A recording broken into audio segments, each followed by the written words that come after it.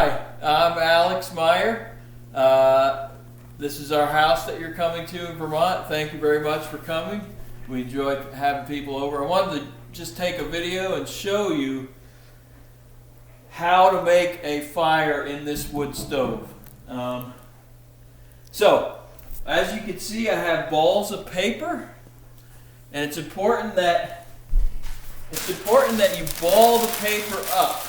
Don't just lay the paper in there and put the wood across it. It's not going to work. It has to be balled up like that. Alright, so I've got a few balls of paper.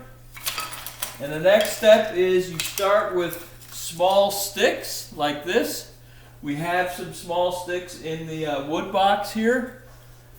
You make a teepee across the balls of paper, just like I'm doing here. Alright, making the teepee, putting them across. Don't have to be too fancy. Something like that. And then you upgrade to a little bit of the bigger sticks on top of the smaller ones. See? And you just kind of lay those on top. Like that. You know, should be fine. It should be fine like that. That's it. Next thing, well, that's not it. That's it for building the teepee with the wood. This is your vent control. It allows air to go into the stove. So when you're starting it especially, make sure this is all the way out. That allows as much airflow as you can to get in here. I'm not going to light it, but next thing you do is you just light it. And then you close the door. And it should be fine. Sometimes, if the chimney is cold, cold air is heavier than hot air. So the cold air wants to push down, and sometimes as it's starting, you'll see a bunch of smoke coming out here. If that happens, this is what you need to do. You just crack the door over here, sliding door, and that helps the airflow. It helps it go up the chimney.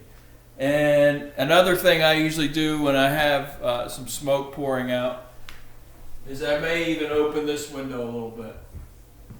Once it gets going, you know, obviously you close the doors and stuff so it's not cold in the house. Alright, a couple other things. Safety-wise, Caroline, I want you to come over here and look at this. You get a picture of this door right here. This handle spins in and out. It threads in and out. And whether you spin it in or out, it lessens or increases the tension on the door. So, just so you know that, you want to... So basically, just keep it where it is. Try not to spin it in or out, okay? See what I mean?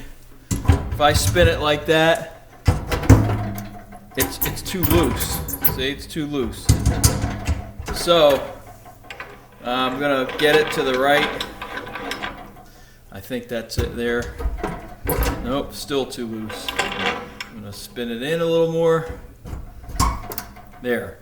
So if you would just leave that thread where it is and try to remember, you know, don't spin the handle around, otherwise it does adjust the tension on the door. It's one thing I don't like about this stove, but whatever, there it is. The other thing is, I've heard horror stories. You know, I don't want to be funny, you know, this is kind of humorous actually, but it's very dangerous. I've heard stories where people, thinking the fire is too hot, they'll pull a log out, a burning log, and place it outside on the deck. I mean, that's just common sense. You don't do that. You're going to burn the house down. Please do not take out any ashes. Just leave them. We'll clean that up, you know, after you leave. I think that's it, other than this door right here is where all the firewood is.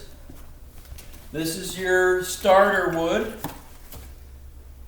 Got a bucket of starter wood. There's some paper as well. A lot of people will burn all the starter wood. That's not what it's for. It's only to start the fire. After it's started, you use the other logs. All right, so just so you know, that'd be great. If you have any questions, you can call me. You have the number on the access instructions. And again, thank you for coming. We hope you enjoy it.